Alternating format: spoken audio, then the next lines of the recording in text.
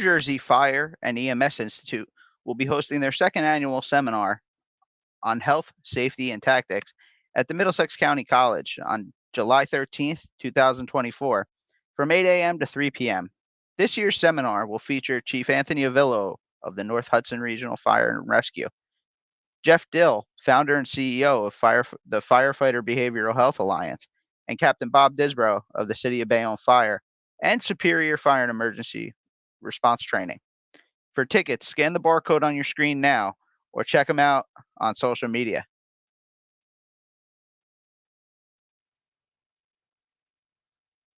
The New Jersey Deputy and Battalion Chiefs Association will be hosting their annual fire service seminar on Saturday, October 5th, at the New Jersey City University.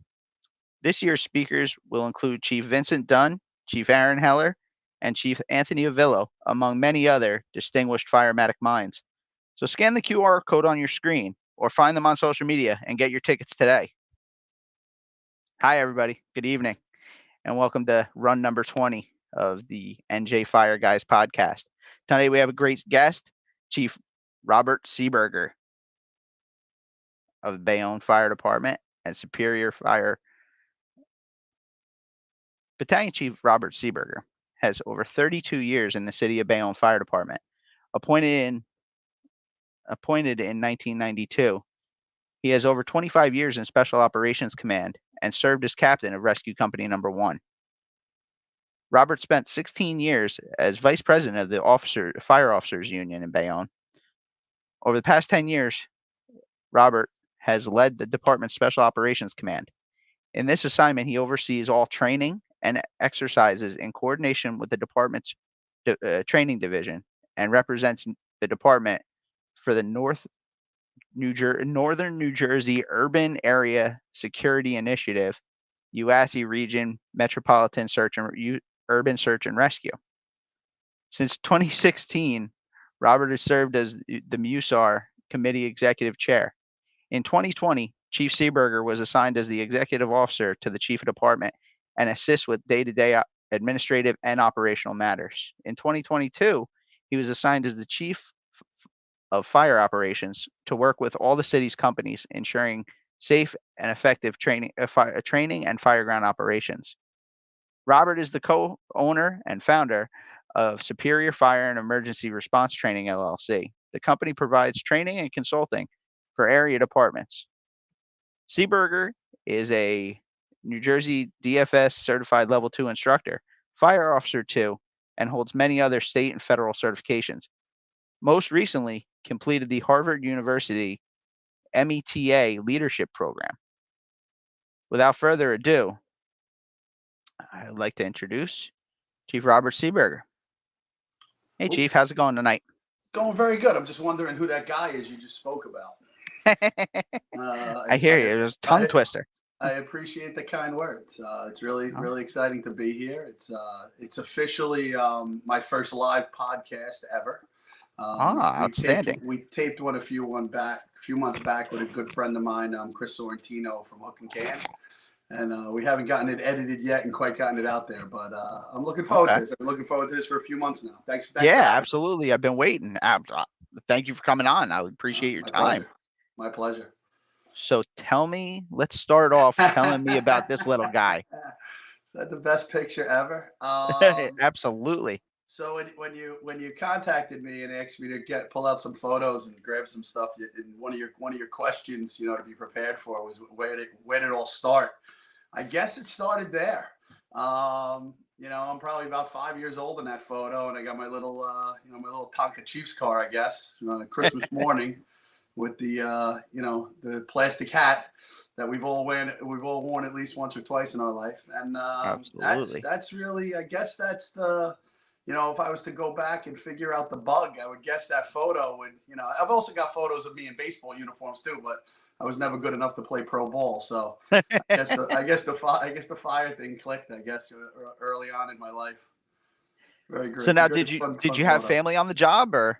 Yeah, my uncle, well, he's actually my cousin, but he's known as my uncle because that's how we do it, My uncle Joe Konopka was a Bayonne firefighter and rose to the ranks of provisional fire chief, and then had retired. He was when I was in the process of taking the test and getting hired, he was and he didn't know I was taking the test. I kind of kept that kind of to myself. And when I was hired, he was a deputy. He was the public safety director actually at the time. He got moved over from deputy to public safety director, and then he retired a few years later when he obtained the acting provisional fire chief of the department for a few months pending the outcome of an exam.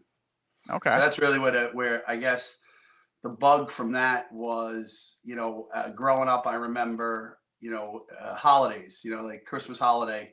Bayonne had an old snorkel years ago, and that would be parked across the street from my house where my family would be celebrating Christmas, and he would come in while he was on shift, come see everybody.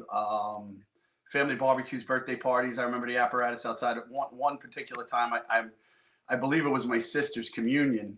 He had brought the apparatus, and the kids were climbing on it like it was like it was a jungle gym. So I guess there's you look back, and 32 years I look back, and maybe it was longer. Maybe it's been, I'm 54, so maybe it's 50 years ago, maybe it's 49 years ago. I don't know.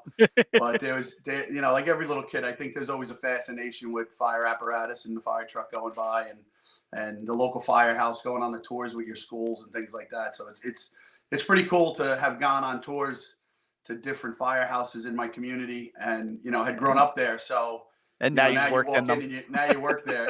So it's a pretty it's pretty exciting. I mean, it's the greatest job in the world, and you'll probably hear me say that a million times tonight. But I truly and honestly believe that. Absolutely, it is absolutely. So now you were a kid, you had the bug. Take the test when you were 18. How'd that, how'd you make the transition? So I took the test. So I had a friend of mine, Jay Anthony. He was retired captain. He retired as a captain up in Jersey City, and we were friends, hung out together. I was dating my wife now back then, and we were all kind of hanging out. And he was Jersey City guy, and he talked about the job. And I know the tests were coming, and things like that. So I kind of got the bug a little bit. I guess I got moved up. I never knew what I really wanted to be when I grew up. I tell everybody I still don't know what I want to be when I grow up. I never really knew, but I knew that I didn't want, the irony of it, I didn't want a desk job. And then for the past 10 years, I have a semi-desk job / ops job. So I guess maturity took over. But what happened was, hanging out with him, and then I know you had Chief Cobb on. I think you had Chief Cobb on a few weeks ago. Yeah. And Chief probably doesn't remember me from a hole in the wall, but he was a captain on Rescue 1 at the time, and Jay had worked at Rescue 1, and he invited me up whenever he's working. He's like, "Hey, come on up to Communipol, come check it out." So I would go and sit at the kitchen table and hang out and talk. And I was taking a test for multiple. I had a basement apartment in Jersey City at the time. I was signed up for Jersey City, but I was taking Bayonne because Bayonne, you didn't have to live in town. It was kind of hoping to see where I landed. And listening to Captain Cobb at the time, now Chief, listening to him and hearing these guys, and that really sparked it. And then it became something that I wasn't, and looking back, I wasn't going to let it slip through my hands, I guess I would say. I would have, I was fortunate enough to get hired off of my first exam. But I think I would have continued to attack it till I got it. It was one of those things where I felt, we all know the fire service when we're outside of it as a kid. Yeah. But then to be kind of brought in and welcomed into that environment and sit there with some guys, that you still remember to this day. Yeah. They were a big, Chief Cobb was, he may not know it, I might just be finding it out tonight, but he was quite an influence in pushing me, just like my uncle was, with that, the fascination of that job. So it was always pretty cool. To look back at it, it's really, you made me think a little bit when the questions you asked. I'm glad the questions you have, because it makes you think a little bit of how you got to the starting line, and that's it's pretty unique. So I think everybody's got their own personal unique story on how they ended up there. And that's just one of the ways, and it was, the honesty and the professionalism of those individuals who just kind of, said, this is what I need to do. This is what I never had an interest in law enforcement. I never had an interest in EMT. So this was it. This was, you're 20 something years old and you get to break stuff. So who wouldn't sign up for that? And then you find out it's a lot more than that. But initially it was definitely those people that drove me towards this profession. That's awesome. Like Chief John Norman says in his book, working with giants, being around the giants, you get the bug and you get the addiction hooked in. You bring up Chief Norman, who it's funny, we when not to change gears here, but when Bob and I came up with the brain trust of Superior, and we'll get into that later. I'll tell you how that all started, and you'll kind of shake your head and go, it's kind of the same way I got hired. The Lakewood Fire Department, who we've been doing some work with, we still do. Great department. Chief Yar is amazing. Phenomenal. He's at the forefront. Like it's we've been in business for quite a few years now, but we had the opportunity.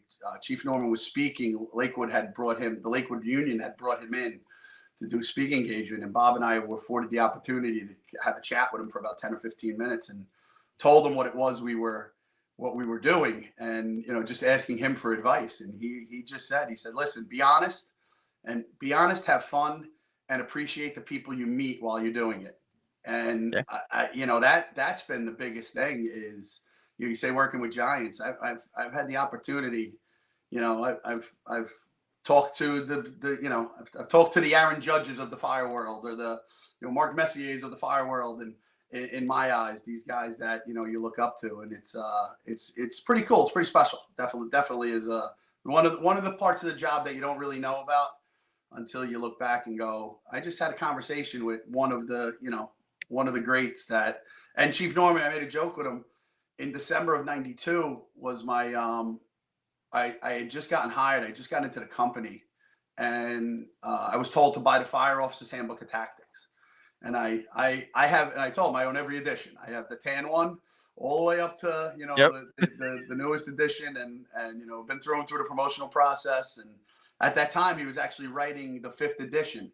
He said, I just finished it, and another one's coming out. So I was like, great, I'm taking another test.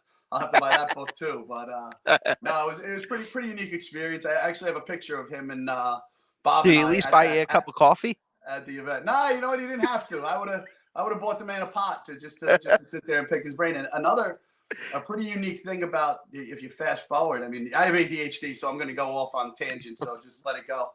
That's two of us. Another really unique thing about that was that I've through the USAR program, I've become very, very good friends and very close with a retired battalion chief from the city of New York, Phil Parr, who's an amazing individual.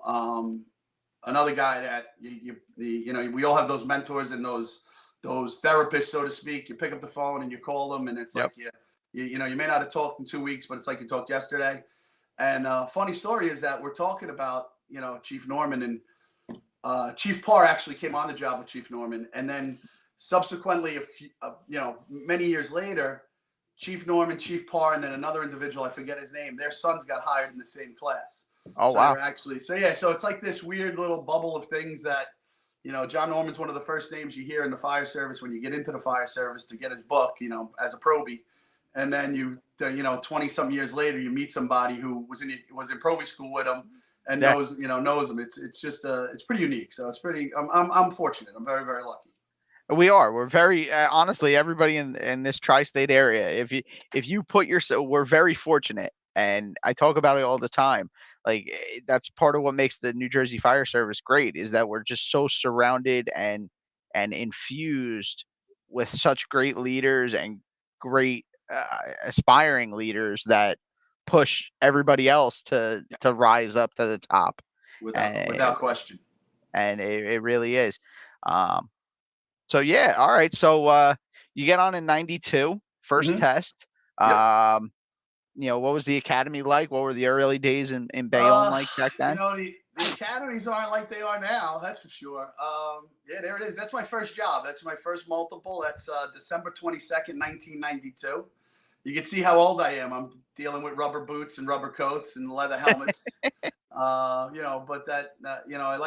post that picture online every year, my anniversary, and I don't think I've lost a smile. I still, I've lost the color of my hair, that's for sure.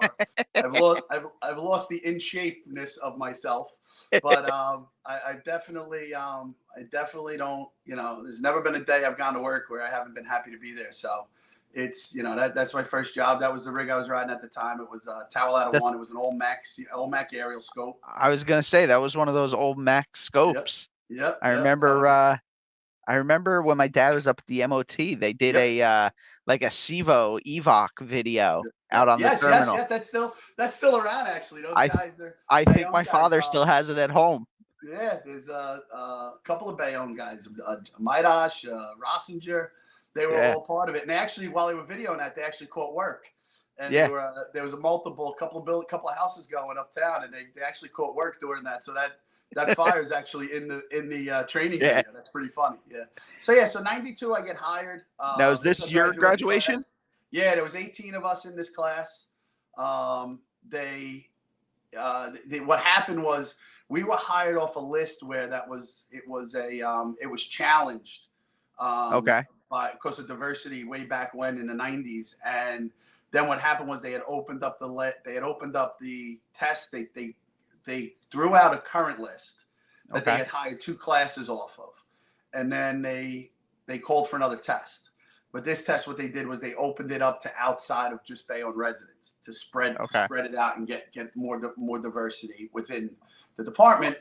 That's right. And You said you had the address in Jersey City at the time. yeah, so at that time I had I vacation in Jersey City. A good friend of mine, his parents were nice enough to give me a little basement space, and did what I was on Boyd Avenue. So I was taking the Bayonne test, and I taking the Jersey City test at same test, same written, different physical Yeah. dates. That's all it really amounted to. And so in '92, get hired on the first class. I think I was a 10th person hired, if I'm not mistaken. We had a few veterans, three or four veterans ahead of us, all good guys.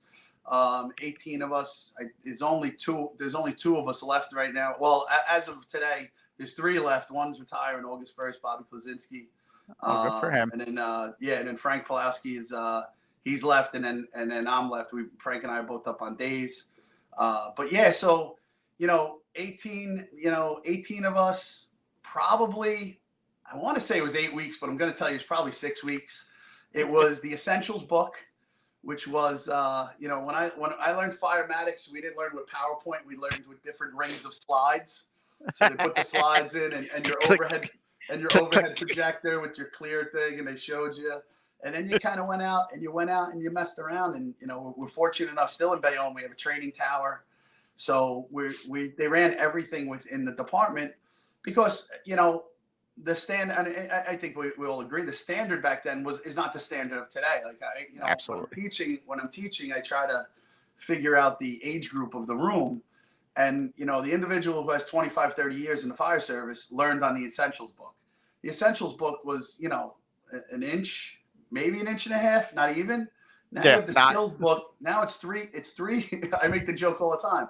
It's 3.5 inches long, and the state of New Jersey decided to add 176-page addendum to it on top of it. So there's definitely more stuff in there. There's terrorism. Haz Mat's touched on a lot more in it. So it was really kind of that low, a little bit lower standard, I guess. So not to discount it. It was just the way the times were. Exactly. I don't think we had the fire. No. Well, you figure the fire service wasn't involved in Haz Mat like they are today. Yep. We weren't involved in anti-terror. What was anti-terrorism? You're talking 1992. Yeah. The first World Trade Center hadn't even happened yet. Yes. I was actually in Haz Mat school. It was a Friday. I was in Haz Mat school when that happened. When the first World Trade Center explosion happened. My dad was on duty at the MOT. He was riding the rescue that day. Yeah, so that's 93, I think. February of 93. I think they went and sat at the mouth of the Holland Tunnel or something because they were the last. They were the last heavy rescue left in like Hudson and Bergen County. Yep. Yeah. That's so. Yeah. So the fire service has grown because of the tasks and duties we're faced with now. It's not your normal. We're not just. We're still called firefighters, fire officers, but the scope of what we do is so much greater than firefighting. I like to call I love special operations. I love the USAR end of it. I like the thinking man's game. Mm-hmm. I like fast decision making and things like that on the fire ground, but I also like the methodicalness of, the hurry up and wait kind of, Exactly. the hazmat. I've been part of Haz Mat forever since, like I said, they sent me to 1 week EPA school. I think I sent you one. Yeah, that's it. That's what my buddy PD Bonner. He was in our class. He came on. Pete retired a few years ago. We still keep in touch and hang out once in a while. But this is us in our level A suits in EPA school in February '93. And Down in Edison. that was like the first push towards besides awareness and operations. Yeah. That was real. And what they used to do, I make the joke all the time. What they used to do is they used to be like, "Hey, kid, we got this great school for you to go to. Yeah, go to Haz Mat school." And you'd be like, "All right, awesome." And then, half of the people be like, I got to wear a rubber suit. So it was interesting. But then I was in, went to Haz Mat school right after the academy. It was months after we did that. And then later on in life, my career went on to the 2-week, tech class but it was always, that was always something that was kind of instilled in me. That was really, the beginning of the special operations path in my career, not knowing it at that time. Just, here's Haz Mat. Then we started, before I was hired, there was an incident at an old place called Standard Oil in Bayonne, where there were 2 workers in a barge overcome, and Bayonne Fire Department, it was a great,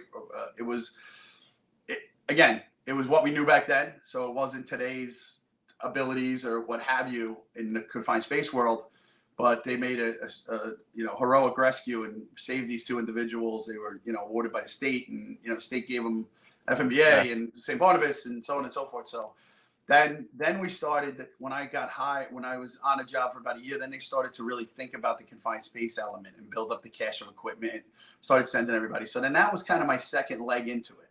So we were confined space and Haz Mat for quite a few years. And then, 9/11 comes, and that changes the game for everybody. And I think that's why we have, a 1,000-page document that these recruits study and do an amazing job with, through Fire 1 and Fire 2. And, we just graduated a recruit class last Thursday. And, the amount of certificates they come with out of the academy are, they're probably, I would say, it would probably take a guy who came on in my time, in the 90s, 5 or 6 years to gain all those certificates. And they're coming out of the academy with all this, all this knowledge. But the thing I tell them, and I tell anybody who asks, is, listen, you graduated kindergarten. You didn't. I use the line, I'm still not a firefighter. I'm still learning every day. And the minute it's time not to learn, it's time to hang it up. But I tell them all the time, congratulations, but this is your kindergarten graduation. This is the starting line, not the finish line. You've done great so far. Just keep rolling that ball up the hill. Eventually you'll get to the top, but you have to have that mindset. If not, I try to tell them to think about how much you tried and how hard you worked to just get the job. Now you should work 100 times harder to be great at the job. Whether you want to be a firefighter for the rest of your career, God bless you, because I know a lot of great firefighters. If it wasn't for firefighters and it wasn't for fire officers, fires wouldn't go out. The work wouldn't get done. Chief officers manage. There's some chief officers that have whatever egos and think certain things, and they think whatever. But at the end of the day, without the captains or lieutenants and the firefighters, the job doesn't get done. The job doesn't. Yeah. So that to me is, a big thing with the fire service, where people need to understand that it's the worker bees. It's the worker bees that, it's those guys that'll go to hell and back for you. Those are the guys that matter. Those are the girls that matter. And it's what do you call it? So back to my career, 92 hired. Again, we start going off on little tangents. Hey, that's fine. Back to what do you call it? Back to my career. So 92, get hired. I'm assigned to Tower Ladder 1. Downtown Bayonne, 4th Street in Bayonne. Did a ton of smoke alarm calls at the time. Smoke alarms were that was a bread and butter, I guess. Caught some work, some second alarm work, some first alarm. That box said it. That was first alarm that we were on. That was an old 4-story ordinary that was actually being demoed at the time. And we got called right after lunch. We got that job, so that was fun. That was the moment where you knew you made the right decision. You know, the adrenaline, the rush, all those different things that come that you don't know are coming with the job. Yeah. So that was pretty interesting. And then about 9 months later, I got bumped over to the engine in the same firehouse. So Okay. I was on the truck, then I got bumped over to the engine for a little stint, and then that was my first year, and then it just took off from there, where I got moved up to Engine 5 up on 34th Street. Was at the time was the busiest pumper in the city. Okay. And I got moved up to there with, and if he's watching, he's probably gonna hate that I'm saying this, but one of the greatest human beings I've ever met in my life and had the honor to work with, and a true mentor of not just me, but more individuals. He's touched more individuals in the fire service in Bayonne than I could count. And he's Deputy Chief Bill Bardos now. But Billy was, at the time, was a lieutenant. When I got hired there he is right there. That's my guy. That's him, to hell and back and twice over. So Billy was a firefighter when I got hired in '92. And he was one of the first individuals I met on the job that I didn't know prior to. And so Billy was the president of the FMBA Firefighters Union. So you had to go buy your stuff. You went to the firehouse when you got sworn in. You had to go buy your shorts, your sweatpants, your t-shirts, all your swag for the academy. And we spoke. We were there for hours. It was me, Kevin Fitzhenry, who's now retired, who I came on with, Jay Zabrowski, who's retired. And we sat there and we talked for hours with him, another individual, Steve Bissell, Joe Coughlin, who's retired as a deputy. Steve's son's now on the job. And we just talked about the job. And they had a pretty bad run back then. There was some work being done on the Bayonne, on the Turnpike extension. And there was an accident, and a worker was killed. He was actually fell from the roadway. And it was that day. And they were talking about, tell us about it. And we were going on, just talking about some stuff, and we kind of clicked. We kind of clicked. And Billy was in 4 group at the time. Then he got promoted to lieutenant, and he moved over to 1 group, the group I was in. And that was when what's that? I'm sorry, I totally screwed up and read the comments. What's that? Oh, who said what? Brendan Rhodes says, "Hello, Chief. I love Seabiscuit." And Todd Rudloff says, Yep. "Man, the camera adds about 30 pounds, right, Yeah, Brendan?" Tell him I love you both. I love you both for your honesty. I would expect nothing less from these individuals. Another two great individuals I met because of this business. I am not looking at the comments the rest of the night. Oh, you'll have some fun. So Brendan had texted me earlier. He goes, "Oh, goody, there's a comment section." Yeah, if you look up in the right, there's a private chat and a comments. I better not at this point. So it gets distracting. Yeah. So back to Chief Barnes. So they let those guys go. Whatever. I can't look at that anymore. Bedtime anyway. So Billy became a lieutenant up at 5 Engine, and then there was conversation about moving me, and I absolutely, I'll come work with you, no doubt about it, and it'd be an honor. And he bumped me up there, and I was with him for many years. He was a lieutenant when I was studying for lieutenant. He was studying for captain. Billy has a knack to draw people towards him without asking people to come towards him, if that makes sense. So he's very calm, very cool. That's a common. You talk to anybody, and it's a common occurrence in the fire service. Yeah, the guys of that special nature draw each other in and draw each other up. Yeah. I agree with that. And he was so when he was my boss, we trained every day. We worked 10s and 14s back then. Even at night, 6 o'clock, we'd be on the apparatus floor, gear on, let's go. We're going to pump water, whatever it was, hour here, hour there. But there were other things he would do, like at lunch, and I don't even know he knows he did stuff like this, but, he'd be reading fire engineering, and he'd turn around and go, "Hey, you should take a look at this article." We didn't have phones and internet, and, this is how you learned. You got a copy of fire engineering, and you buffed it out for, you wore the pages down, and he would say, "Take a look at this and take a look at that." And then when you had a job, he would always find the good. I use the line, you're not going to get perfection in an imperfect world. We work in an imperfect world in the fire service. You could only hope, you could hope on the probabilities that everything goes the way it's supposed to, but curveballs are always thrown when you're not expecting them. And he would always give you that pat on the back and then, and then naughty. And even if you messed up a little, you wouldn't get reamed. You'd get like, hey, next time think about this. Or, hey, what were you thinking here? Or like he tried to get to the bottom of it before anything. And he still does that today. So I'm extremely fortunate. When I was studying for lieutenant, he was studying for captain. So he was kind of the driving force behind me, and we studied together because it was the same written exam. So I'm extremely fortunate to have met somebody like that early on in my career. And to this day, he's my deputy chief. So he works, his office is 20 paces from my office. So we started, I started my career with him, and I'm going to finish my career, with him as my deputy. So it's just, it's people like that in the fire service that and I'm sure in other industries there's people like that, but this guy's done more for me in my career than I could ever express to him. And he's definitely somebody who pushed me, and I've been able to obtain the rank I've been able to obtain with people like that in my corner. So it's he's a special guy, very special guy to me, of course. So now, real quick, for those out there that may not be familiar with Bayonne Fire Department, give us a little rundown of the city, mileage, population, and then a little bit of rundown of the size of the department, apparatus, personnel, stuff like that. So, city of Bayonne right now, I believe on the last census has 75,000 documented individuals.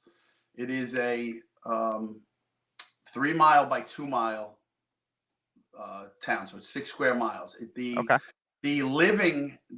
development area is, the base now is heavily developed, and that's what had that influx. We used to hover around kind of 65 to 70,000 people, and that gave that boost up there where there's a lot of building going on the old military base. In fact, if you want to come see it, you wouldn't recognize it. I'm sure that's New Jersey, and New Jersey as a whole and that's happened over the past 10 years. It's really blown up down there, but about 75,000 documented. So we're filled with every single type of construction you could imagine. Into the new hybrid legacy, the new hybrid, parking garage underneath with 4-story. Oh, I'm losing you. You there? Yeah, I got you. Okay. The picture's frozen, but we're still audio's good still. Okay, good. So you got your 4-story ordinaries, you got your mixed use, you got your non-combustible, you have a couple heavy timbers, you got. So it's a very diverse city, not only in population, but it's very diverse in construction. And now with the new stuff that's being built is, a little bit more challenging. But yeah, and then as far as staffing, we have 6 pumpers and 3 truck companies.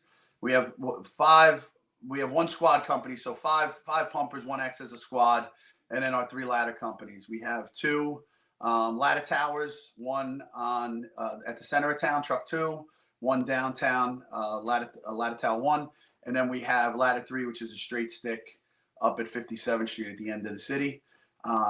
We had back a while ago, we had 10 companies. That was shrunk down about 12 years ago. We were rolling a rescue for a while, but then operationally, we made a change as a department where the chief of the department wanted to go to attack pumper style of firefighting. We used to be a drop and go town. We'd pull down a block, drop your bed, go to the hydrant, reverse leg kind of town. And we started to operate under the attack pumper where, did I lose you?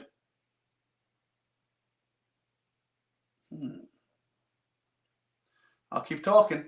So we started to I see something here. So we started to work under the attack pumper model where our first 2 pumper would get a feed. And it's, I was tasked with that job way back when a few years back to get the companies up and running. And, it was pretty cool undertaking, and it was a pretty good undertaking. It was a lot of fun. and we got the guys up there, and it's helped us with the efficiency of our firefighting. Definitely, we see a difference in the amount of alarms that we're having and the quickness, the quick knockdowns operation-wise. So that was one of the things there. So that's the reason why we went back to, we removed the rescue and went to the squad. And personally, as the SOC chief, I think it works for us. I think that works. I mean, a nice big rescue is fun and exciting, but a lot of times at a lot of working fires, it could just be your Uber to get you there. So it's one of those different things that we deal with. I'm going to take a pause here to see if Nick's still around.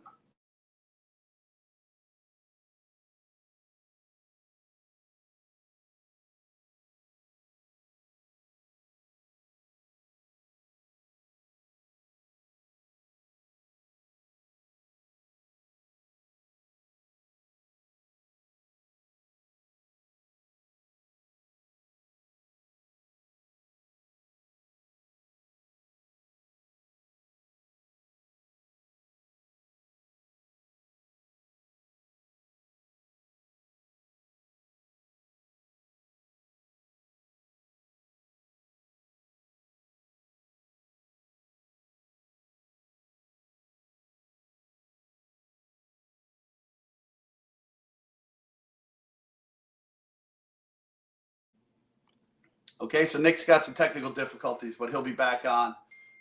He'll be back on doing his thing. So, you know, he asked me to keep going on with the fire department of Bayonne. So then, like I said, way back when in '92, you know, we had a Haz Mat company, we had a Haz Mat team. It was in the growth stage. We had a Haz Mat apparatus, and we had a decon vehicle. So that's changed over time. That was probably the first step of special operations for the city of Bayonne, and then that confined space element came in, and then you fast forward down to the first attack on the World Trade Center, which I said was back in February of '92. I'm sorry, '93, and the first one came in, and then it started to ramp up a little bit with the importance of the anti-terror movement and equipment and training and so on and so forth. That started to build our special operations up to, on the Haz Mat side, a little bit greater than it was.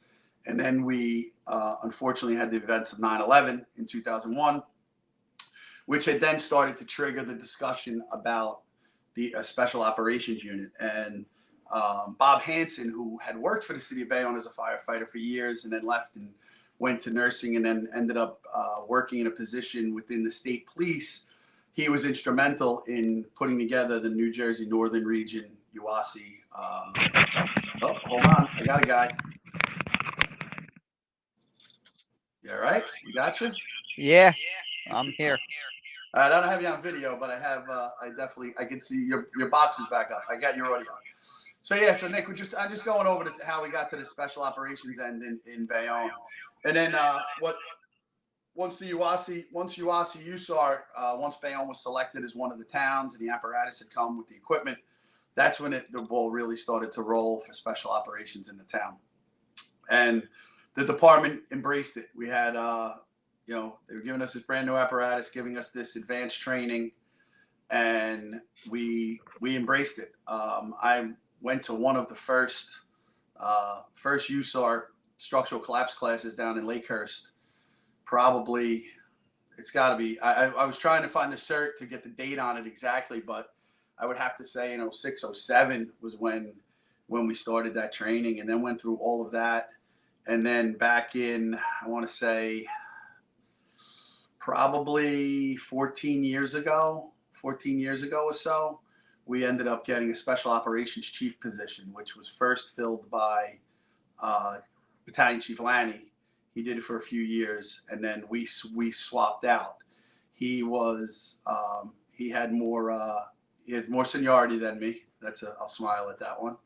And I was moved from my group position as a group commander in 2 Group to be the special operations chief, to go to days and be the special operations chief.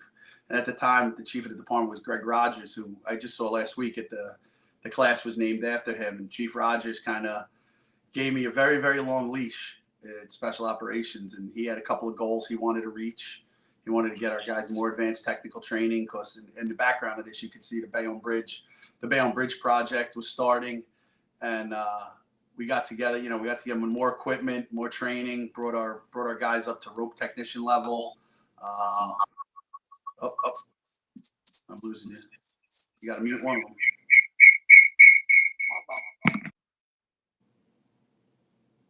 So then we at the back then, you know, the special operations started to fire up when Chief Rogers put me in a position. It became, you know, it was something I always liked. I was always a part of. I was part of rescue. I was part of, you know, truck company engine. I've worked everywhere in the city. The only place I'd never really been assigned to was Engine 4 with the boats, because they probably thought I would drown myself. So they didn't really put me in that ballpark. And then when I got the opportunity, especially, you know, you go from 24/72 for so many years, you're running a group, you think you got the cat's meow, and, you know, a little disgruntled at first, you know, about the move. And then when I got the move, you know, I was given that long leash by the chief at the time, Rogers, and I was allowed to get what he wanted completed, done, and then continue to this day. Now, you know, the chief of the department now, Weaver, is, you know, he's supportive of it. So that's kind of where it's been for me for the past, you know, I look back and it's 10 years I've been involved with that. You know, my first day on days, I was brought into a UASI USAR meeting with Chief Peterson at the time. He was a battalion in training school. He later retired, a deputy. We came on together, and he brought me to this meeting out in Morristown. And we went to this meeting, and I sat, and I became at that meeting, I was anointed the Bayonne representative to USAR. And I've in 10 years, I might have missed 3 meetings, you know, because it's something that I truly love. Those guys within that, the individuals I've met in that realm are second to none. They're my friend. They're my brothers from other mothers. They're my family. They, you know, I work with, you know, when I started work, believe it or not, this is going to be very hard to believe, but when I started, Chief McDermott from Patterson was actually the chair. And he was the chairman of USAR, and then he had stepped down. I want to say a year or so later, he was moving up the ranks, and, you know, he stepped down, and Chief Workus, Deputy Chief Lathy Workus from Elizabeth at the time, now with Port Authority, Chief Workus took it over. I mean, this is going to shock a lot of people, but Lathy and I really didn't see eye to eye. You know, he's a very easy person to get along with. But I gotta, again, you know, you look back at your career and you look at the people that affected you. I wouldn't be the chairman of the UASI MUSAR without Lathy Workus, because when he took over as chair, behind everybody's back, he went and spoke to chiefs of department to put different people in different positions on the board. So I was given the budget position, where I had to do an audit on all of our spending for the past few years, and how we could streamline and how we could spend our money more wisely. And I was put in that, and I worked closely with him, and we became really, really, to this day, we're extremely good friends. And I always tell everybody, you know, they're like, oh, you know Lathy Workus? I say, yes, don't hold it against me. But he says the same thing about me. So it's a lot of love on many levels with Chief Workus. But so he was the chair. He took over as chair for a few years, and then he was retiring to go get his. He was going to the Port Authority, and there we are. This is us at the Hoboken train station derailment. This is trains, planes, and automobiles. We've seen them all. So we've got we got Lou Moyano there, and if you go back to that photo, yeah. Moyano to the left of me, who's as legit as they come. He's our training lead with USAR to this day. Does an outstanding job. Another. He's a very calm and cool guy. So when my head's about to pop off because somebody got me in a way, Lou's usually one of the phone calls I make, and he's a calming voice.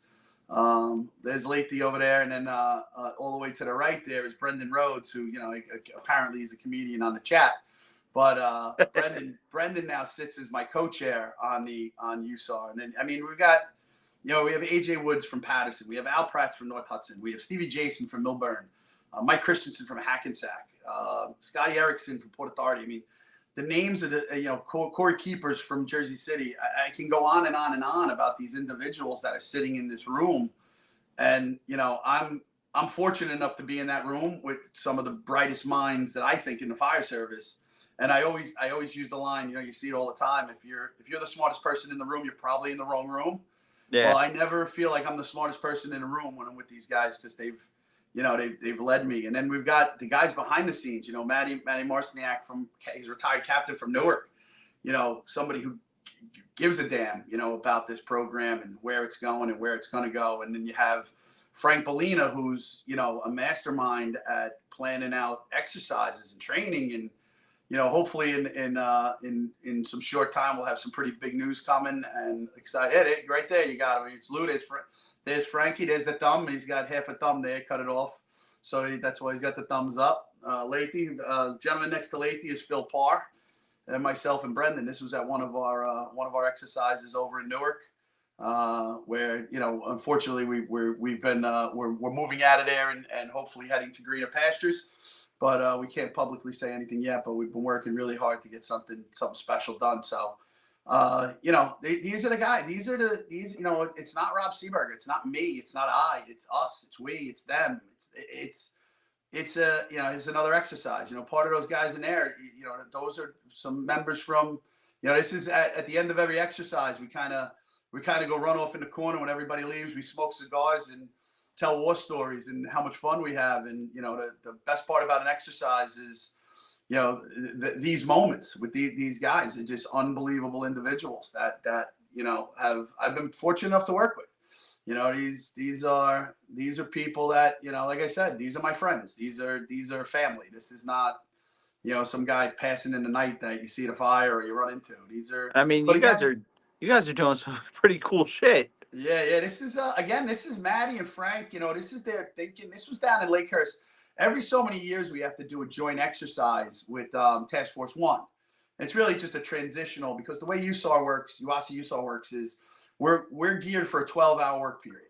Okay. So we're called in. Something happens. Last year, we did over 30 calls of service to UASI throughout the state of New Jersey. Made the cover of fire engineering for the foundation collapse and rescue in Rutherford back in October. So it's a special kind of group. It's the one percenters. Brendan Rhodes calls it the one percenters. The guys that want to do more. That the fire thing is great. I love fire. Absolutely love it. But the USAR thing to me is, it's extreme. I'm fortunate to. It's called special operations for a reason. Yeah, it's special. But so the exercise, 12-hour work period, and then Task Force One is to transition in. So every 4 or 5 years or so, we have to get together and we run an exercise. Task Force One, it's become, and I won't say challenging, it's a little different now that they're a FEMA team. They've got a lot more check boxes and standards they have to meet than they would when they were just New Jersey based. So we had a great exercise planned for 2021, but then somebody drank a bat or ate a bat or had soup. I don't know what happened. We'll never find out the truth, but somebody got, we all went through that nightmare. But, we had an exercise planned down at Joint Base. They actually have a mock city down there. And we had a 2-day exercise planned where we were going to interact with Task Force One. We still have it, as we call in the can. It's set and ready to go. It's just a matter of when the schedules will work out for both of us to fulfill that. So. But yeah, I mean, it's, that's one of the things in my career that, I'm upset to be leaving. But, I not that I'm Derek Jeter, not that I'm an athlete. And I had this conversation with Disbrow, my partner and one of my best friends and confidants. We had this conversation the other day in the car, and it was, well, when is the right time? When are you going to leave this fire service and be happy about it? The way I love it. And a good friend of mine who kind of works with numbers said to me, he goes, look, it ain't a numbers thing with you. Your pension is this. And he goes through it. He goes, you're in love with two things. You're in love with your family and your wife, and you're in love with the fire service. Yeah. Yeah. And you have to break up with something that you love. 100%. So figure that, it was kind of, he said, he goes, how many people I got that want to know if they have enough money to retire because they hate where they work? And it kind of makes sense in a way. So I don't, I think it's sick. Like Chief Bartos is in his 60s, comes to work every day with a smile on his face. There's never a right time. You know, I don't think anybody, if you love what you're doing here, I don't think there's ever a time where you go, time for me to leave. Well, it comes back to the old adage: if you love what you do and you enjoy going to work, you don't work a day in your life. I've never worked a day in my life. I've had some of the most terrible days and some of the greatest days, but I've never gone to work. It's always been something that, and I, you know, now I'm glad I told my friends and that I'm leaving at the end of the year, because it's given me an opportunity to really reflect on that stuff, which by far outweighs any paycheck, any benefit, anything you can give me. I've made lifelong friends here. I've made, you know, not just the city of Bayonne, not just, you know, I could name the people in Bayonne. I mean, you know, the Chief Weaver, we know each other since we're kids. You know, Chief Bartos, I know him for 32 years. Junior Ferranti, our OEM coordinator, I've become friends with over the past 10 years by being the SOC chief. That, you know, the deputy, Joe Bilal, like these are guys that I met that I would never meet in this, you know, and all surround yourself with great people. I've been fortunate enough to surround myself with great people that give a damn, and you know, we you know, I say it a lot. It's for the greater good.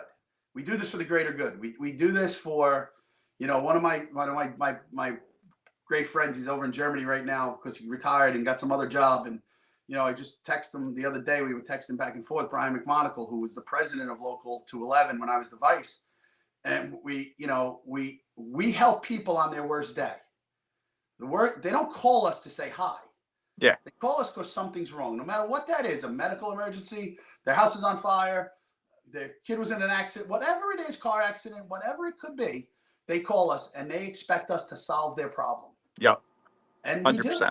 And we do. Without question, we do. And sometimes it's pretty, and sometimes it's textbook, and sometimes you need the cliff notes to get through it. And we do. But you know, I always say, I make a joke all the time when I teach.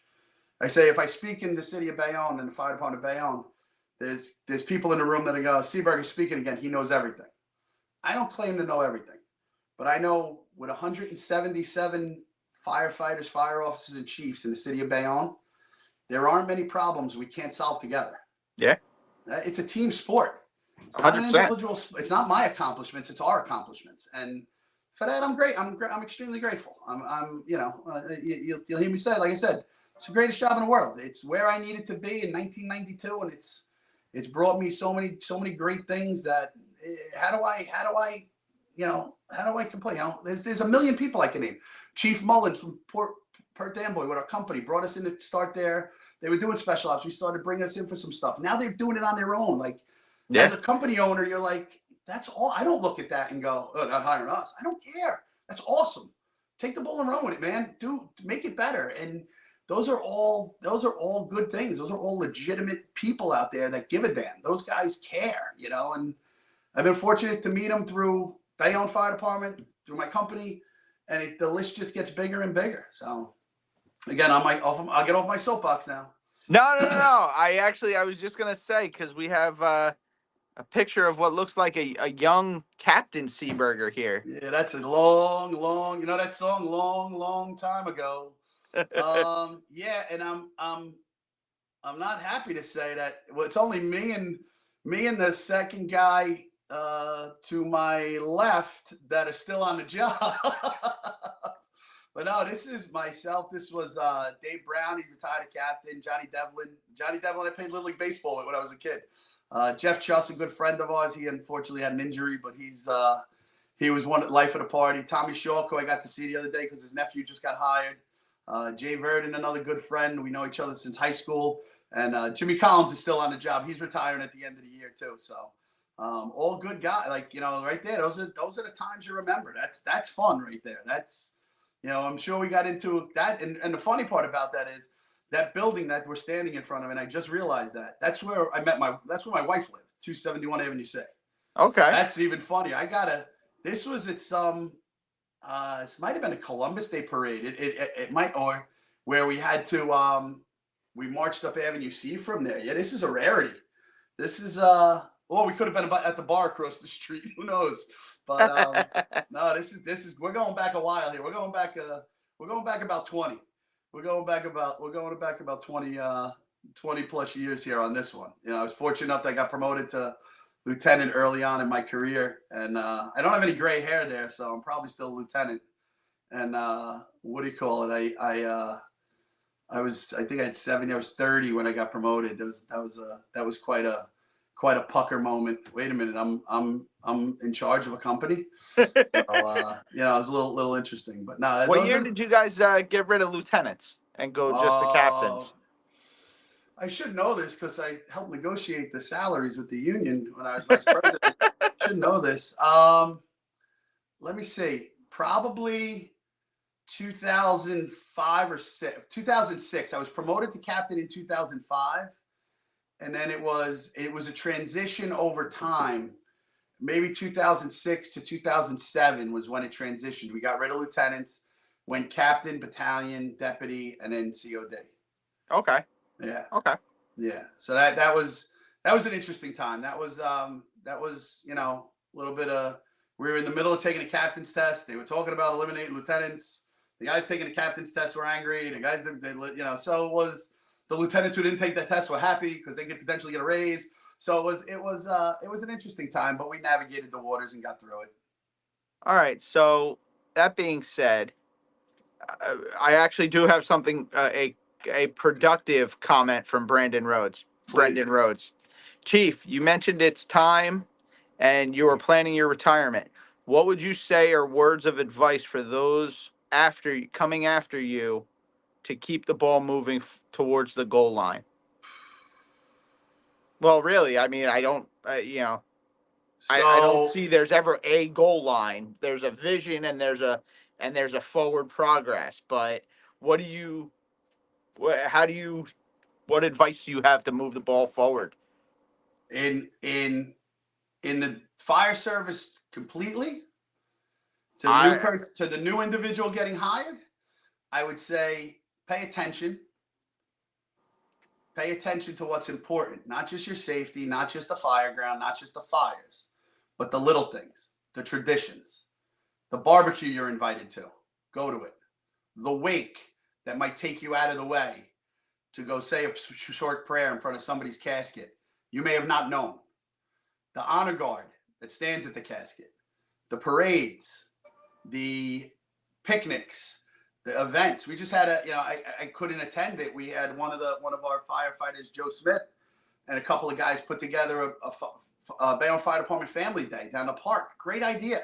Unfortunately, we were instructing. I was actually up in Byram instructing Byram Fire Department vehicle extrication refresher, and it was booked for months, so we couldn't attend it. So, you know, those little things, those are the things that are important. Those, you know, when you're the new guy and you're invited to the barbecue at, you know, we have one of our chiefs, Vinny Palvecchio. He's a great guy, one of the funniest people you'll ever meet in your life, but extremely smart individual, knows the fire service.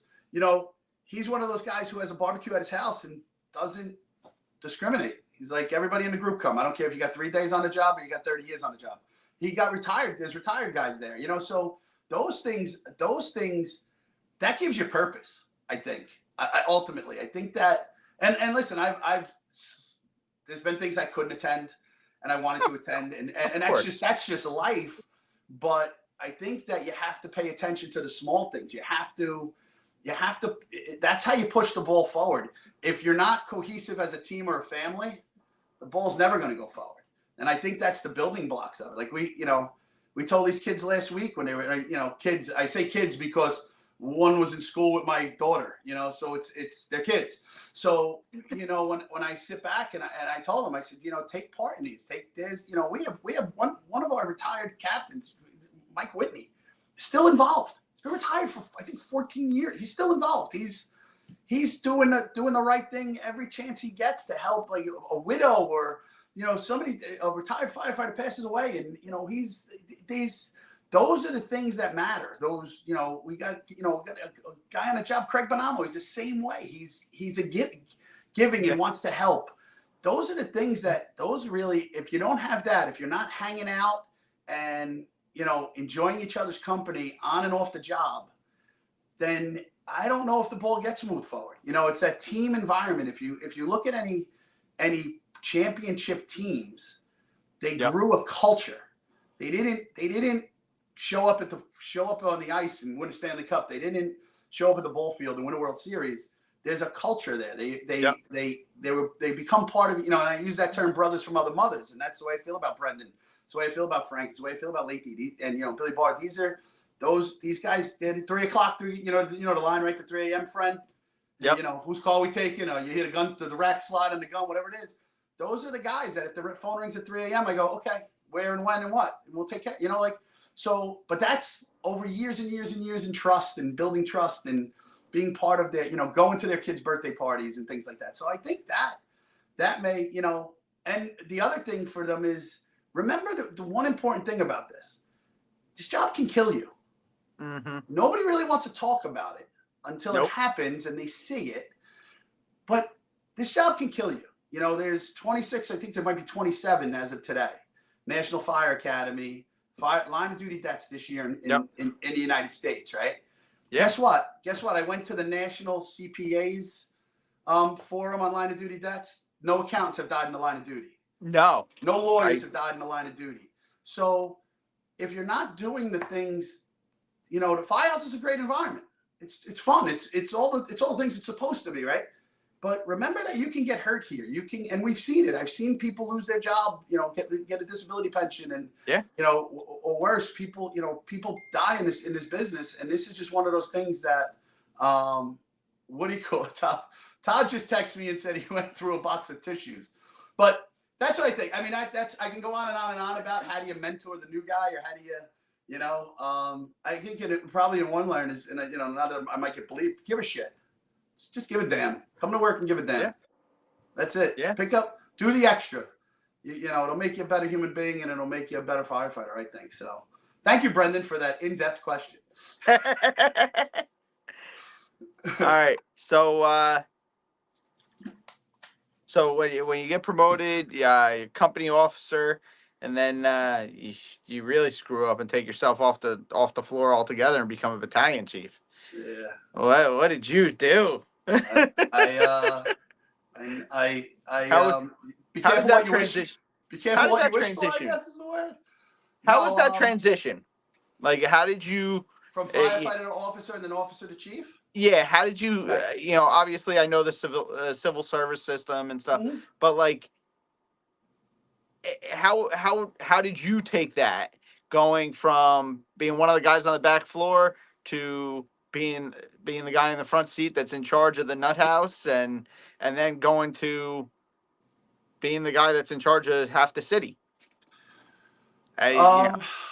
So you know, the first promotion was interesting. I got to go work with a bunch of my friends. So the move to lieutenant wasn't that difficult. The problem, what made it difficult was I was replacing really good officers who they got moved up to be captains or battalion chiefs, right? So the shoes to fill, you know, the old line, the shoes you got to fill. You know, I was very young in my career. I had you know, I had a little over 7 years. Okay. So I was actually told the director at the time, Pat Boyle, who was part of the fire department, he ended up becoming chief of the department. You know, he came to me, and I was picking up my paycheck because I was going up to Boston to celebrate my 30th birthday with my family and friends. And he said, "Hey, we're putting you in the front seat of Engine 3 when you come back from vacation." Okay, that's how I found out, right? And we're putting you in an acting spot. Not the promotion wasn't happening. They were going to promote me whenever the spot was. So they moved me over. And I went to Group 3 engine at the time, which was a busy company, their headquarters. I went there, worked there for about 4 or 5 months. I was replacing another mentor of mine and good friend of mine, Deputy Chief Joe Hurley, who he was a captain on the rig, and Joe was a no-nonsense fireman. He put fires out. It was his gig. You know, he was very, very good at it. He was a great leader. We call him the great orator. Whenever you needed that speech, you know, to get that second wind, he was the guy. When he said, "Let's go," we all went. We didn't question it. So I was replacing him at the time. So that's a difficult, you know, 7 years in, and Joe's got 20, and he's, you know, a hard charger, and he's legit. Now you're going into his spot with his guys. So it was a little bit of a balance on learning the personnel. We all knew each other, but never worked together. So there's a little bit of personality things. And, so you got to, I would recommend anybody getting promoted, learn the people. Don't walk in with a sword and start cutting things. And we don't do it that way. We do it this way. No, just feel like, go in for 5 or 6 shifts and see what the routine is. Are they doing what they're supposed to in the beginning of the day and in the middle of the day and at the end of the day? And if that, everything falls into play. And are they good firefighters? And I knew they were good firefighters because of who they came from. So you knew they knew the job. But, and then you institute some things that you want to change or some things that you want to know, maybe district familiarization, because I was pretty familiar with the district, but maybe just other things to see where these individuals were on. The transition from lieutenant to captain was seamless. I stayed in the same group, and it's really the same job, except you do a little more paperwork. So yeah, I mean, it was, you did the monthlies and this, and so it wasn't really a huge leap from lieutenant to captain. Yeah. And being in the same group, and then I went to work with. That's really full group is real This is where I met Bob Disbrow. This is where I met. I had known. I worked with Donnie Hyber, who's our training captain. There he is, right there. Look at him. That might be our last job together. That was a job where firefighter lineman made the grab at the window. That's all over the internet now. People ask why we still use fiberglass ladders, because I love the internet for that. But yeah, this might be one of, hopefully it's not, but it might be one of our last jobs working together. So, but yeah, so I met Disbrow there. I met Donnie Hyber, who then became worked. He when I was assigned down, I got assigned to the old military base. Okay. I got made captain.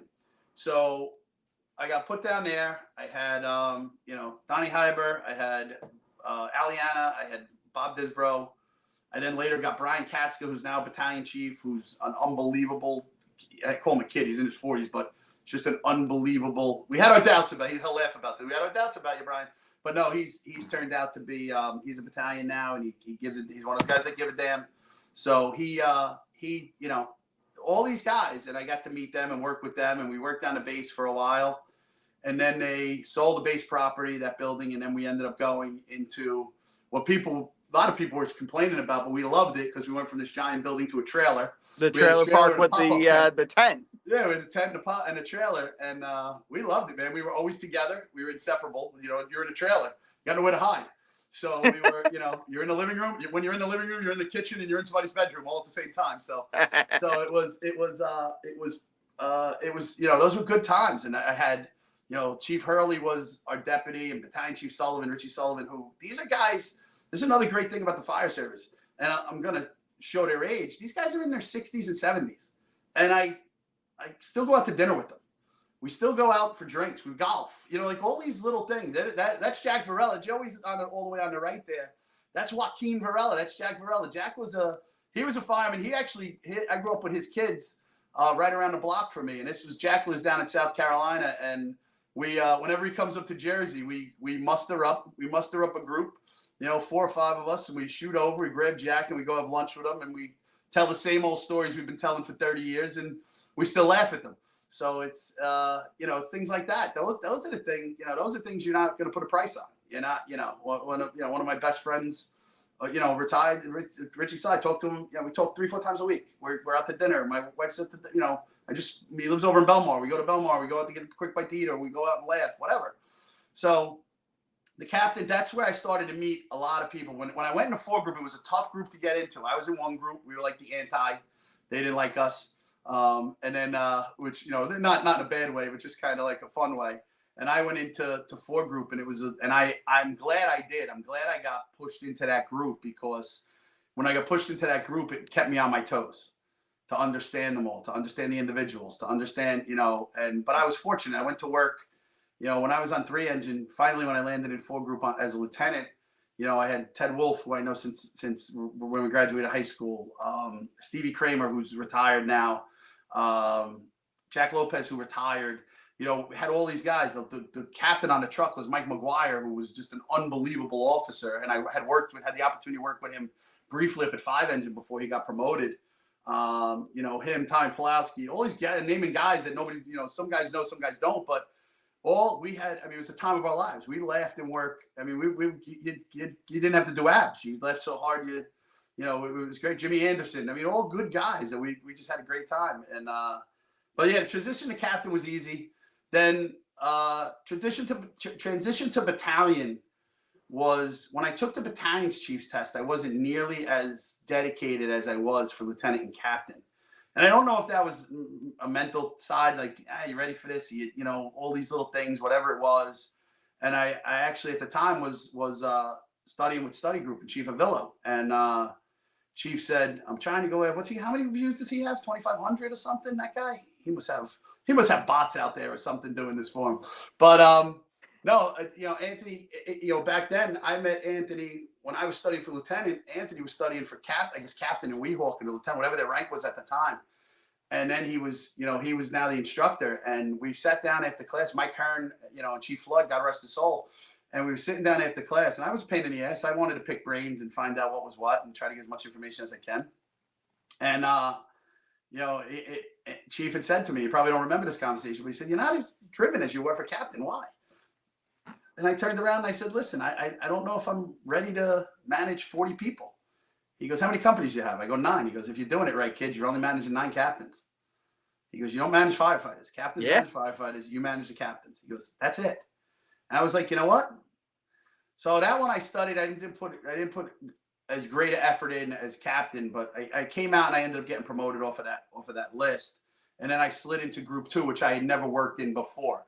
But I was replacing Chief Weaver, who was going up to be deputy, and I was sliding into the battalion chief spot there. And I was going to work at headquarters. We rode out of headquarters for the city, and I was going to work with my union president, Brian McMonagle, who was a captain on 2 truck. So that wasn't really, you know, it was challenging in ways because I was young, and some of my captains were older than me.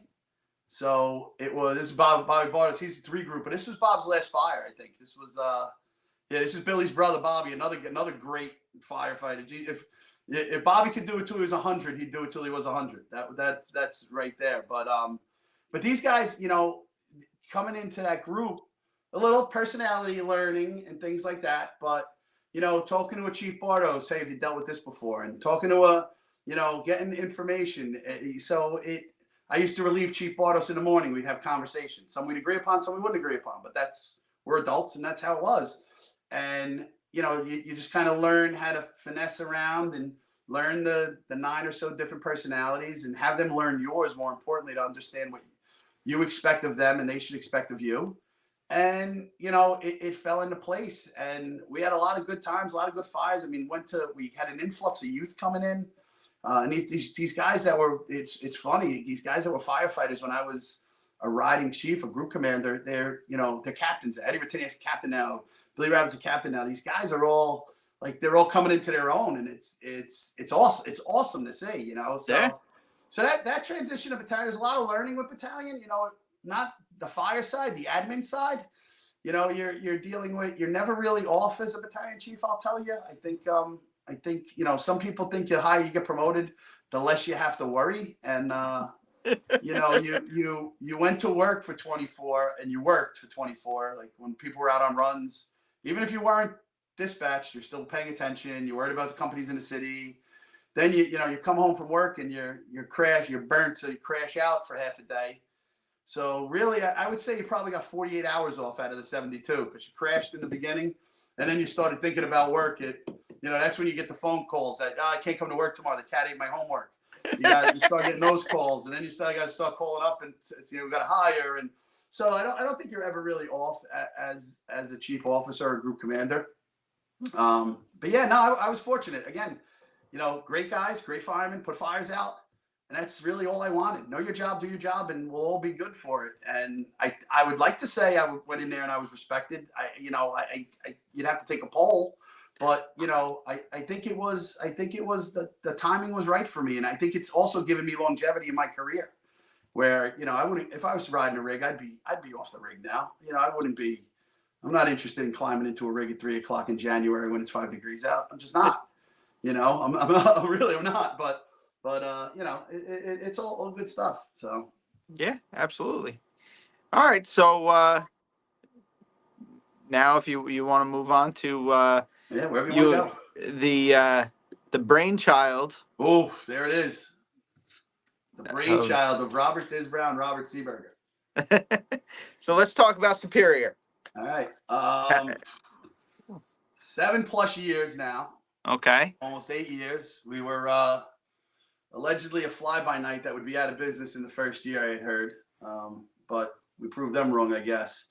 I tell you what. And this is just from doing it for 7 years.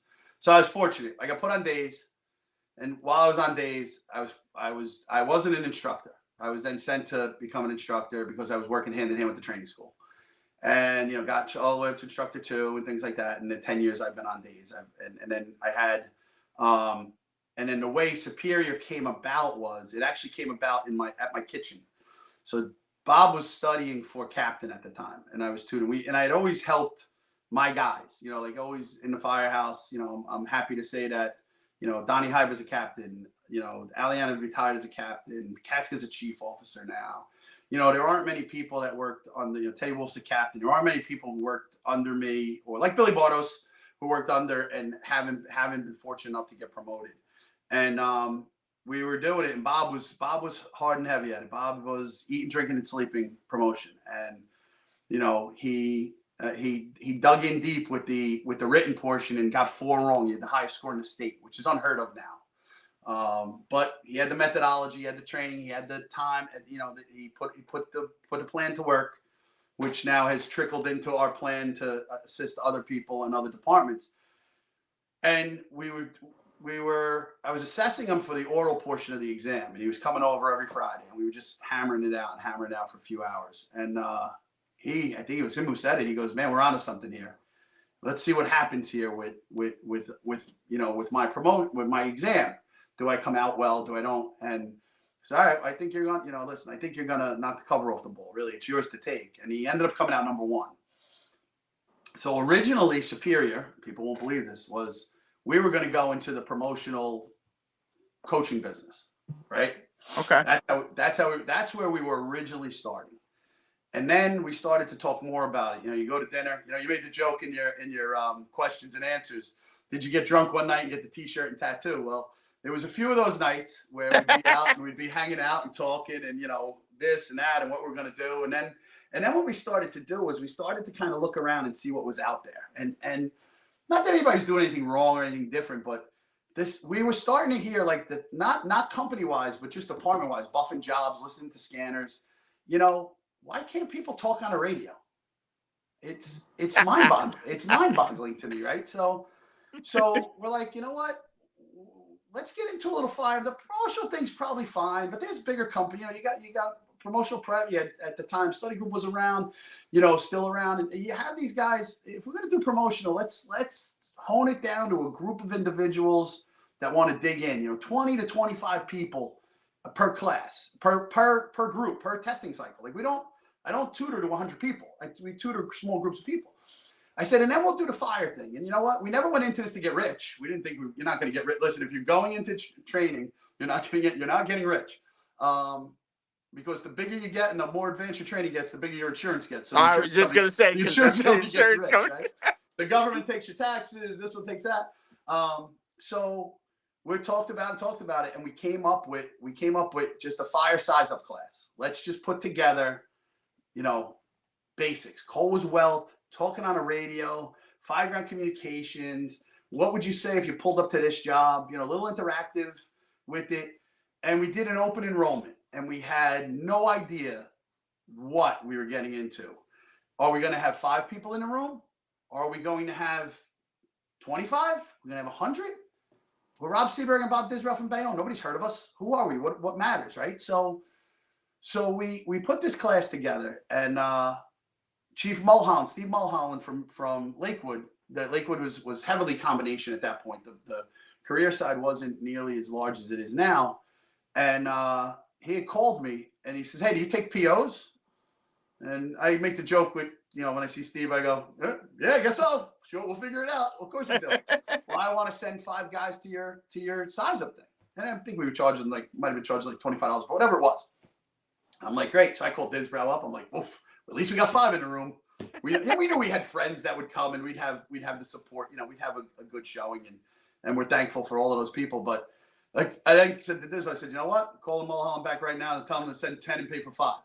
So he brought in 10 guys, and then that really started to, like I thank the Lakewood Fire Department, and Chief Yar was, I think he was a firefighter at the time. Chief Mulholland, who started to pull us in for once we got together with them, started bringing us in, and we still train, to this day, we still do some of their training, even though they're combination. So it started right there, that moment in time where we did that class and we were like, you know what, this is fun. We like it. We had a good time. We made a little bit of money. We rented a room, made a couple of bucks, whatever, but met 50 new people. And, all from all over, that came to see little old us speak about, talking on a radio and doing good radio communications when you show up to a building.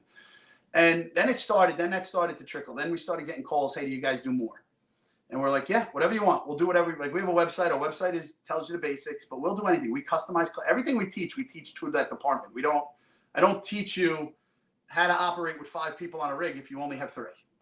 We teach you how to be efficient. So we try to learn each department. And then that just grew. And then, being part of UASI and Brendan Rhodes he's the training coordinator for the state FMBA. He invites us to do a class, a division class. So we start getting involved with the division. So now for the past 7 years, we've been involved in every February educational convention for the state FMBA. And this year we were after the tragedy over in Newark and Plainfield, we were asked if we could put together like a managing the May Day class, and a 2-day class they wanted. And we built that and then put a hands-on portion, which I got to tell you, it's my favorite class. Disbrow said to me the other day, he goes, it's your therapy. And I think it is. And, the last 2 weeks, Joe Alvarez, South Essex Chief, unbelievable person. He came to our division class and says, you guys got to deliver this for us. And we did 4 days for all his groups and surrounding departments, 50, 60 people in the room every day. And it's not your cookie cutter class. It's a little bit different. Makes you think, just kind of puts you in that mindset of, are you doing enough? And did you do enough? I use the line, you're sitting at the table with a cup of coffee the next day. Can you look in the mirror and say, I did everything I could possibly do, or I could have did better? And you don't want to be in that situation and have to say I could have did better. So it's, it's one of the good things that came out of tragedy. But there's tragedy everywhere. We started the class the other day. There were 25 line of duty deaths, and there's 50 people in the room. And I told everybody, look to the right of you. They're dead. They're not here. They're gone. Does that hit you home or doesn't it hit you home? The job can kill you. It's a real job. It's a real. Yep. So we just grew, and organically, we do work for, Wayside and Tinton Falls, all great guys, like hard charging, legit, volunteer. I listen, I never stepped foot in the volunteer world. I was always a career guy. I never lived in a town where I was a volunteer. I grew up in Bayonne. That was the route. And, I've met these departments, like Middlesex USAR is volunteer, and they're part of the USAR team. If you're giving a shit that much, and I'm part of my French, but you're volunteer and you're going and doing all these things, it's a crazy thing. So organically, that just kind of, all of a sudden you get, and listen, social media helps nowadays, right? You post something on Instagram and then somebody else calls you. Hey, I see you doing a bunch of good things with this and a bunch of good, can you guys come and do this? And and then, like I said, the division stuff kind of took off. We do like 5 or 6 classes for them. We teach in the spring and in the fall for them. We've got a couple of trainer classes. We deliver, with certification. So it's just kind of, I want to say we're kind of here by accident, but I don't know what the secret sauce is, so to speak, but I think it's one of the best training companies in Jersey. His counterpart from Severe Disbrow, spotted July 7. Much respect. Right there, that is why we do what we do. To see what Chief Mullen, what he says about us is tremendous, and I feel the same way about him. He's one of the most progressive, proactive chiefs in the state of New Jersey. 100%. So Pertham was lucky to have a guy like that. But he called us in the beginning to do a couple of little things. We did, and now I'm looking on Instagram, and he's got these recruit classes coming in, and they're doing rope work, and they're doing extrication, and they're doing all some of these things that we helped them with in the beginning. And I'm just like a proud papa. You're like, man, they took the ball and they ran with it. You don't need superior to come in and teach you that. Just put the right people in the right positions, and you'll have that within your department. So, it's a good thing. It's a great that thing by Mullen just pushes me back in my seat.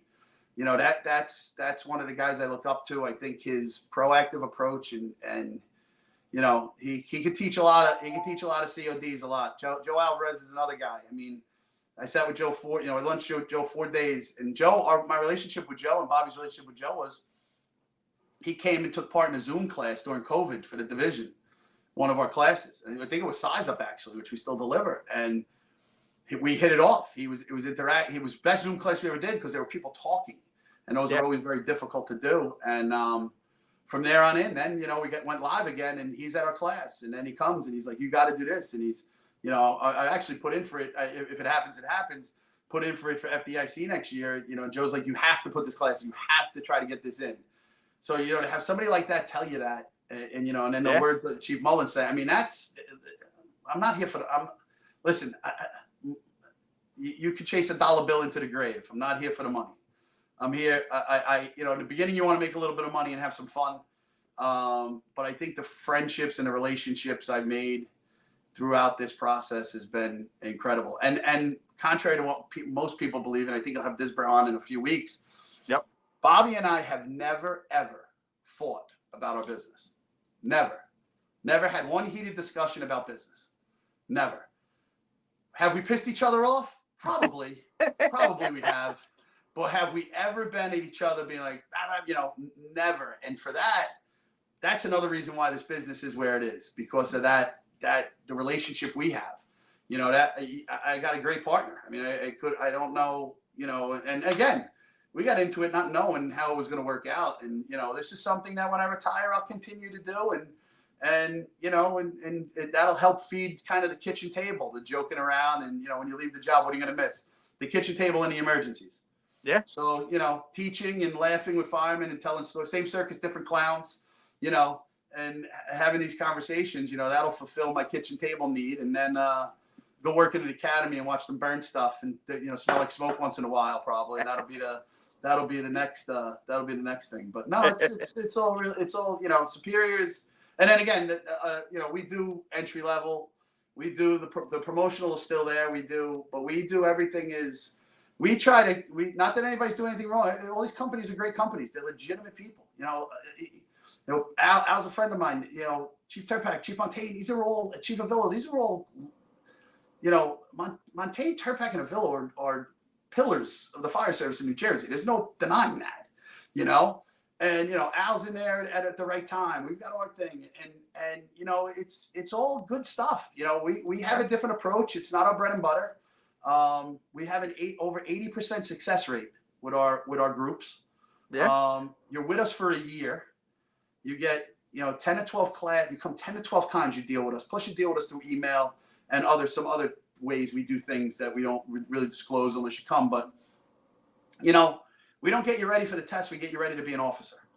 We make sure you read the books. We make sure there's no magic pill. And, and we use a lot of it comes from Bobby's methodology with, he teaches at the college. And then he has that methodology when he was successful on that captain's test and getting 4 wrong. So we kind of instill that. And the 15% or 17, Bobby was asking me the numbers, and I'm, the 15 to 17% that didn't get promoted, they came to 4 classes. We have records. We know why you didn't get promoted. You didn't get promoted because you didn't take part in the class, but the other guys. And then another spill off of that is the outside of the civil service, where we've gotten guys promoted outside of civil. We've done Millstone's test. We've done just at Cranford, West Dietzel up in Cranford got promoted. There's so there's that end of it too. And that what I like about that, it's different books. So I'm forced to put my nose into different books. So it's a little it's definitely a.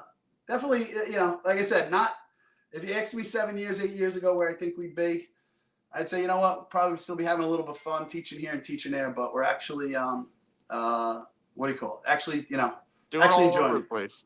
Doing Actually very enjoying well, it. going all over the place. Yeah, it's fun. We're up in, listen, we saw you up in Piccadilly. That's what I listen, I don't Yeah. know you without Superior. I met you in Piccadilly. That's how I Yep. knew who you were, but I met you in Piccadilly when we went up there and did that class. So, Yep. so at the end of the day, these things come from that, you know? Absolutely. All right. So, we're about that time, hour and a half in. We'll get into the jersey questions. I don't know how I'm going to like these answers, though. Number one, is it pork roll or Taylor ham? It's pork roll. Taylor Ham's a brand. And that's You a don't- North Jersey guy saying it. Taylor Ham's a brand. Come on. You don't walk in the deli and ask for boar's head. You ask for ham, roast beef. Come on. I love that question, but that's what I feel. It's a pork roll, egg and cheese. Have I ordered a Taylor Ham, egg and cheese? Of course I have, because I'm hungover and I need to order one. But that's, you know, I've been there. Absolutely. All right, best pizza. Locally for me down here is Swan Tavern Okay. in Manasquan. Phenomenal.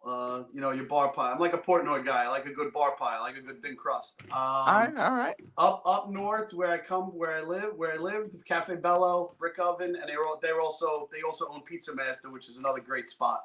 Okay. So yeah, those are really my pizza joints. All right.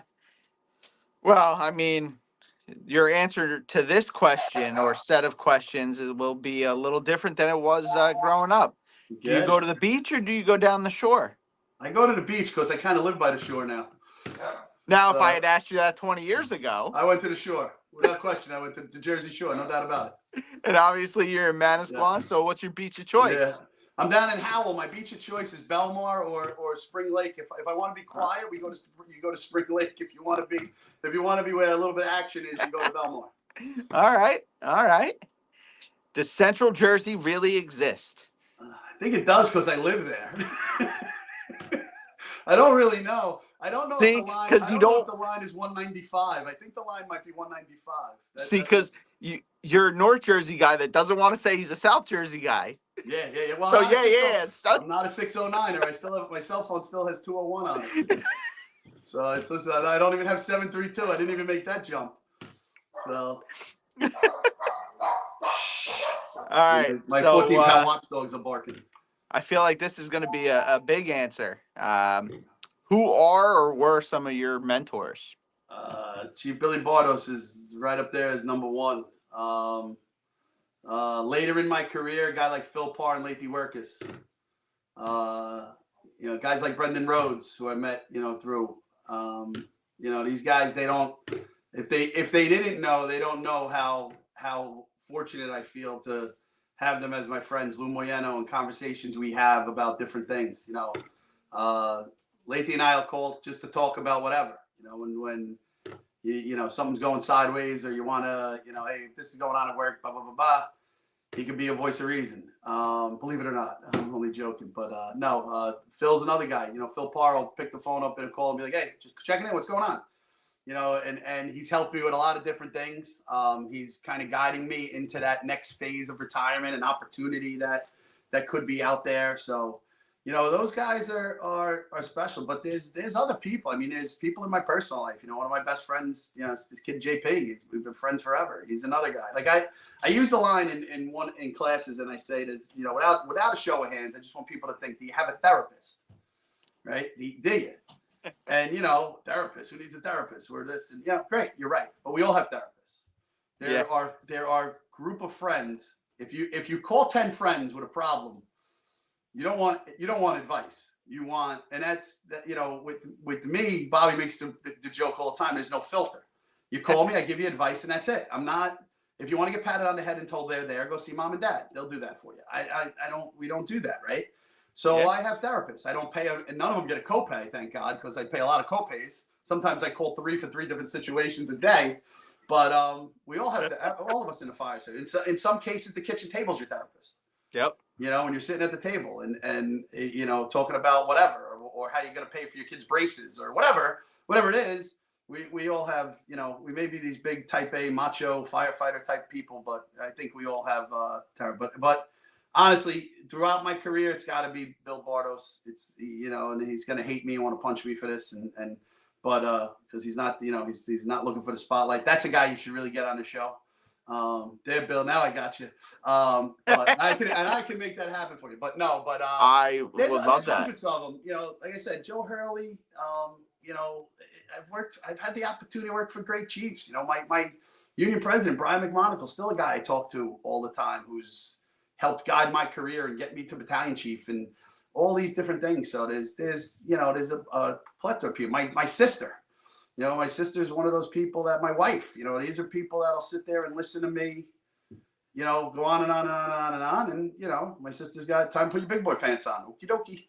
You know, and you go put your big boy pants. But you know, she's a bull. She works in corporate America. She's far smarter than I'll ever be.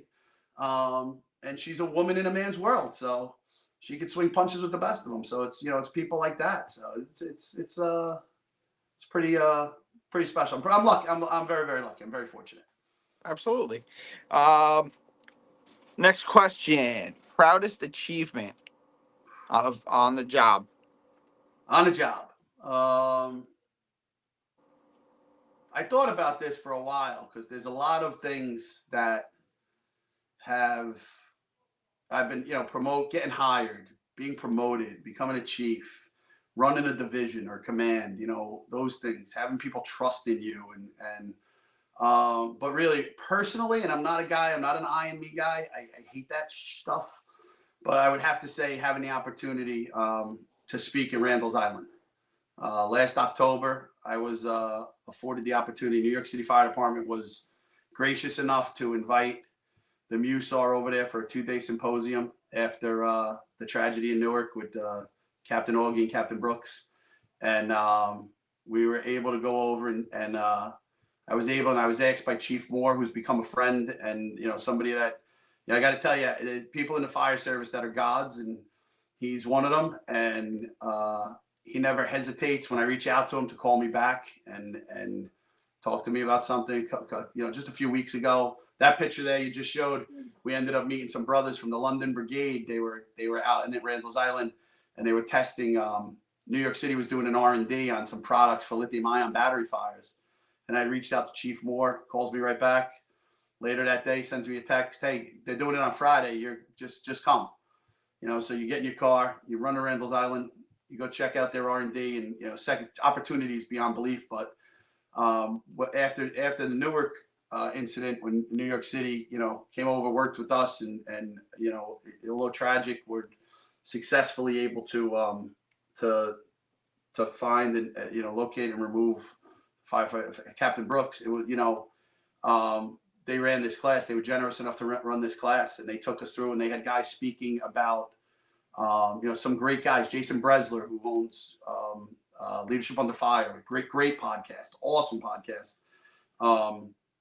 You know, battalion chiefs and deputy chiefs that had Maydays and fatal firefighter fighters who told their stories. Like, you can't come, but I was given an hour to explain to, you know, Chief Esposito's there, Chief of the Department's there, you know, Chief Moore, these, you know, Manhattan Borough Command, all these people in this room, and I'm able to speak. I was given an hour to explain UASI and USAR because they really didn't understand what it was, and, you know, and all the guys from USAR were there. So, you know, my friends from Bayonne were there, like, you know, Junior Ferranti, who's our OEM coordinator, who should have been a fireman, I think. You know, Ted Wolf, who's, like I said, a few years ago, Bob Disbrow, Brian Katsko were there, you know, standing there and you know, watching this. And you know, Chief Bardo said it to me. Wow. He goes, "No pressure. It's like you're talking at Harvard." And I was like, you know what? In our world, I guess you're right. So it was an honor. It was really, really special. And I was the first member of the Bayonne Fire Department to ever speak there. And, you know, we've been a fire department for 118 years or something. And to have that opportunity, I'm indebted to the, you know, Chief Moore for asking me and you know, so on and so forth. So personally, that's probably, and it just happened last year. So it's right at that, you know, the last 12 months of my career. So it's kind of a special thing. You know, we all hold Randall's Island in awe. Yeah. And you know, it was a special day. So I really, you know, that team wise, you know, I love my brothers in Bayonne. I love the things we've done at fires and stuff like that. And I'm extremely proud of them. But where being a part of USAR from its inception to now, and how you take 12 agencies with 12 different personalities and now mesh them into one thing is an accomplishment that, you know, way back when it started with Bob Hansen, I don't think he saw that coming. Late Workers, Chief Fontaine, these are the guys that push this thing forward. And, you know, we've been able to Brendan uses that line, move the ball forward. We've been able to move that ball forward to the point where, you know, 30 runs last year, you know, 30 runs, cover fire engineering. Listen, you're not topping that in my book. You know, that's just, I think it's a special group.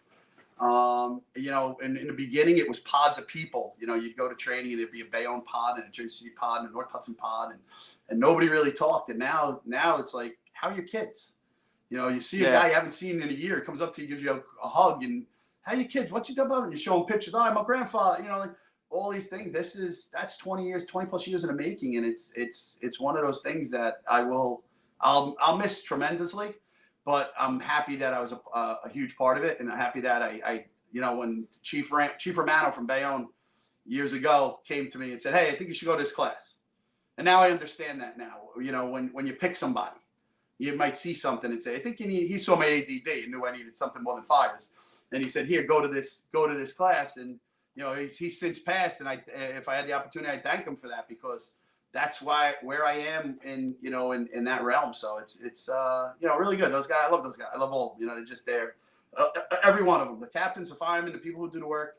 Listen, we push them every year, and they what do you call it? They take that ball and they run it. The winners want Brendan Rhodes has a line. The winners want the ball, and I got to tell you, these guys, not to take anything away from anybody else. If it's not your gig, it's not your gig. But these guys want the ball and they want to run it across the goal line, and they'll do anything for you. They, you know, when you're giving them an order or coming up with an action plan, you're telling them what you want to do, and they look at you and they're all nodding their head like this. What more can you ask for? Especially when you're talking to 12 agencies. You know, our command staff, our board responds to incidents. So it's myself, Brendan, AJ Woods, Al Pratt, Mike Christensen, Nick Prizzi from Morristown, Stevie Jason, and I'm missing a few. I'm definitely missing a few names. Core keepers. We respond in and kind of set up our own little command branch and our own little rescue branch, and work under there. And then we devise an incident action plan, and we implement it, and we send those individuals out to do it. And you know, they're success. Listen, whether it's a recovery or a rescue, there hasn't been a mission that we haven't completed. So for that, I mean, I thank them, and I hope to God that ball, and I think it will, because when I leave, Brendan's gonna step up and start mentoring the future, and you know, this ball will keep rolling in the right direction. So that's my team accomplishment. That's my proudest accomplishment, without question. All right. All right. So I mean, I can talk, brother. So can I, but you got me speechless tonight. That and technical difficulties. What can I say? Appreciate it. All right. So last question. And I mean, we've kind of been touching on this all night, but what advice do you have for the fire service? Give a damn. Treat it like it's something you don't want to let slip through your hands. It's the greatest profession, whether it's career or volunteer. It's the greatest profession and the greatest calling that you can take part in. So for the fire service, give a damn. Look back on those traditions from the past and the way guys used to, you know, when there's a retirement party, even if you, like I said before, if you got 2 weeks on the job and somebody retires, there's a retirement party. Make it time to go to that retirement party. You know, even if you're uncomfortable and you're walking in the room and you don't know anybody, this is how you meet people. This is how you meet the other people in the group. This is how you meet the rest of it. There's 177 bodies in the Bayonne Fire Department. You know what I mean? So I have the ability to meet them all because I work Monday through Thursday. So I can go to every firehouse and meet everyone. But when you're that new person or that new individual, don't lose those traditions. Don't let the 24-hour 72 off ruin you. Don't ruin those. Help each other build their houses. Help each other, Somebody's putting a bathroom in, give them a hand. If you're handy, one of my good friends, Mike Mulaney, he's a captain, he's an electrician. Whenever I got an electrical problem, we hang out. Our wives hang out together. At the phone rings, Mike, I need blah blah blah. Okay, all right, do this, do that. On Tuesday, I'll swing by. Don't lose those things. Those are the times that that are incredible. One of the other things is you're not getting anywhere in this job without a family behind you. Your family, your wives, girlfriends, kids, grandkids, there they are right there. That's it. That's why you go to work every day, right? There's my wife, almost 30 years in October. I'm the luckiest man in the world. To the left of me is my daughter Alexa. She is getting married next year to that young man next to her, Aiden Benbrook. And there's my daughter Haley to the right of me. She will be finishing nursing in December with her boyfriend, who is working on becoming a police officer. Is now a class 2 over in Marlboro, working his way up. So that's the support. That's the people you gotta come home to, and you need behind you. And when they know when you had a bad day, when they had a bad day, they give you the support you need. Without that, and listen, it doesn't have to be as big or whatever, but you need those people. I had my parents behind me. They're no longer with us, but they were behind me. Like I said, my sister, my brother-in-law Kevin. These are people that they support. You need the support system. You need that. We don't always see the best things. Sometimes we see bad things, and you need to have something to go home to that matters. And I think that's a key part, and that will give you the drive to keep the fire service and your career moving in that positive direction. All right. What do you have any shout outs? Anything else you want to touch on, or any events you want to upcoming classes or anything you want to? We're working on. We did last year. We did it didn't work out this spring for us. We did a Brothers in the Beach down in Seabright, where we had a good shout out to my another guy that I met and we clicked immediately. Chris Sorrentino there and Bobby Polich from Flow and Vent. These are guys that we met through Superior. They came to our promotional class. Bobby's a lieutenant now. We're throwing punches for Chris because he's an awesome guy. This is the Brother to the Beach photo last year. We ran it down at Seabright. The scheduling didn't work out in the spring this year, so we're trying to figure something out for the fall where we all got upset a little bit, had some little teaching moments during the day, and then in the afternoon after lunch we came back and did a question and answer roundtable where we ended up having a blast. And the end of the day, you're sitting there smoking cigars and talking fires, and Chris has the best line in the world, fire and family. Those are the things that I love it. He's one of those guys. Text me after a bad day. If you're in Jersey, I'm 2 hours away. If you're out of Jersey, I'll be there in 24.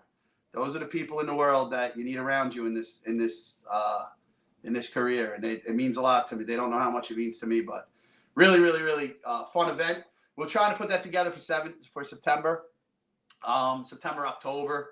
Try to do it because now that the beach or the shore is packed, there's no way we'd be able to pull it off now. But we're looking forward to that. And then the fall we'll be back at it with the division. We're always, you can check out the website. Not that I want to do shameless plug, superioremergencytraining.com. Drop an email, send, call me, whatever, call Bob, something you want to, something you're thinking about doing or wanting to do. It doesn't hurt to ask. That's what I tell everybody. We usually try to work with we want to make it's for the greater good. We want to make, we understand the way departments work, and some guys have 6 people that show up and some have 60. So we want to get the message out there. The ultimate goal is to keep everybody safe. So really, as far as shout outs, I think I hit everybody. If I didn't, I apologize. I don't like the I and me thing, man. I don't like I'll be the life of the party, but I hate the spotlight, so to speak. But I need those people to understand what they mean to the fire service and what they meant to my career and so on and so forth. So it's extremely, extremely fortunate. That's really all it is. Like I said, I don't know you without this company. Hey. So it's it all kind of figures itself out. Now afterwards, we got to talk about some cross branding and maybe getting yourself an Instagram page that says New Jersey Fire Guys Podcast You know, so just to let Well, I have. There's something else in the works right you know. now. Okay, good. So More there might later. be See, there that might was be good. another podcast coming You just that dripped on isn't them. just Jersey guys. Okay. Maybe called The Vent. Okay. All coming under the You pyramid better of the watch the outside vent vent. though, because I got one over my stove. I got a vent over my stove. You got to be careful. I can have fun with that one. Well, it'll be like A venting session. Exactly. Oh yeah. You know what? Exactly. I retired I'm off the books December 1st. So let's schedule something January 2nd. I should have a lot more to tell you.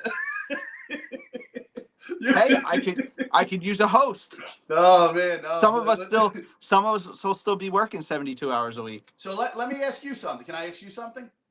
Sure. I don't know. Has anybody ever asked you a question on your podcast, or do you just? No, I don't think anybody has. All right.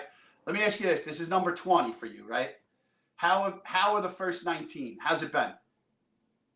I've listened to parts of different people. I try to listen as much as I can, but how would you? Honestly,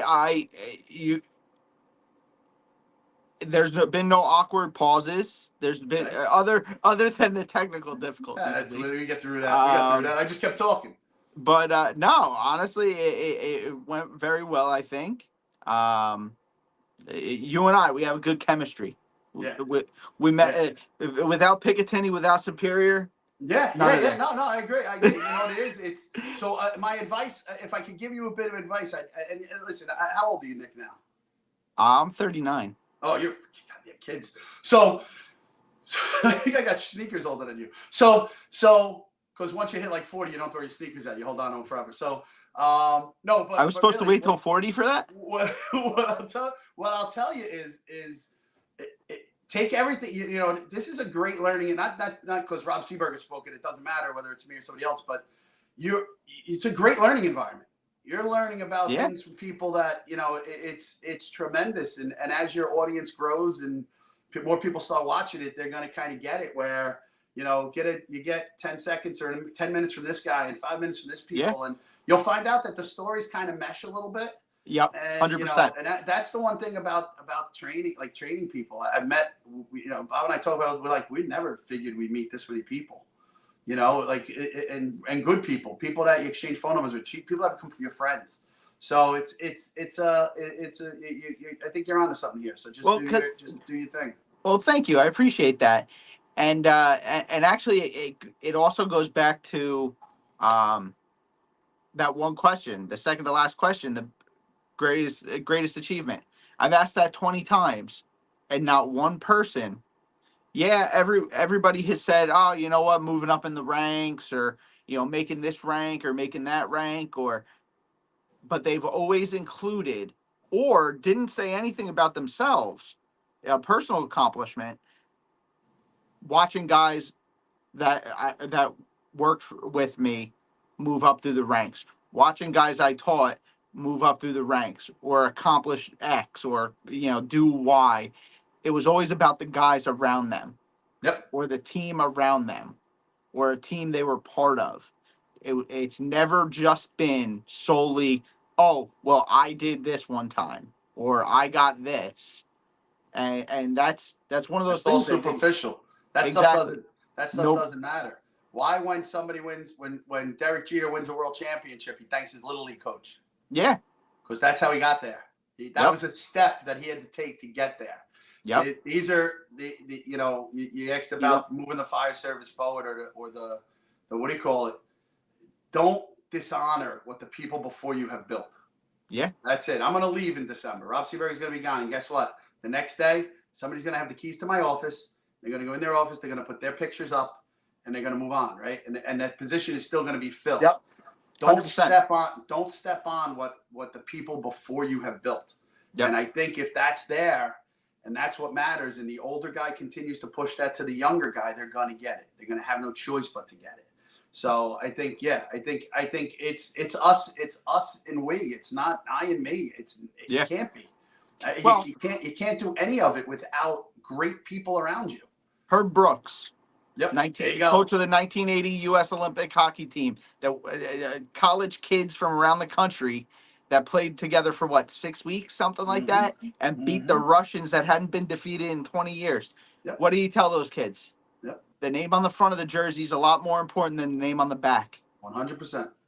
100%. And you know what? If it wasn't for that name on the front of the jersey, we wouldn't. None of us would be here. Yep. 100%. 110. 100%. I can't agree with you more. Why do the New York Yankees not have names on the back of their jerseys? Listen, you're preaching to the choir here. I agree. I think it is. Listen, the thing I'll stand by is captains and firefighters do the work. Yeah. I'm in a position to manage and ensure that the action plan or wherever, if I'm the interior of the roof, I got, I'll make sure that I'm doing what I'm supposed to do as a chief officer, but I'm not cutting roofs. I'm not pulling ceilings. I'm not stretching lines. Those individuals are, and that's how fires go out and rescues get made and people get saved. So, if you lose sight of that, it's time to quit, man. It's time to get out. You're not bigger than the fire department. Absolutely. We can talk for hours, brother. So I you want to wrap this one up. I'm going to put you in the backstage. I'm going to say goodnight, and we'll say our goodbyes off air. Yep, Nick, thank you again. And everybody out there, please just stay safe and just give a damn a little bit. Billy Bartos's line. I wish everybody come to work every day and just give a little bit more every day. So Absolutely. With that, thank you so much for the opportunity. I really do appreciate it. All right, Chief, stand by. I'll be right back with you. All right, everybody, that wraps up another great episode 20 with Chief Robert Seeburger of the Bayonne Fire Department. Next week, we have another great guest, longtime friend, longtime responder, Jay Sims, the Chief of the Department for Friel Fire Department. Also, next week coming out, we're going to figure out how to raffle this do an online raffle. But Chief Mullen has informed me that we are going to be raffling off in conjunction with the New Jersey Fire and EMS Institute. We're going to be raffling off 10 tickets to the seminar on July 13th. If you're enjoying the podcast, please like and subscribe. Have a great week, and until then, stay safe, everybody.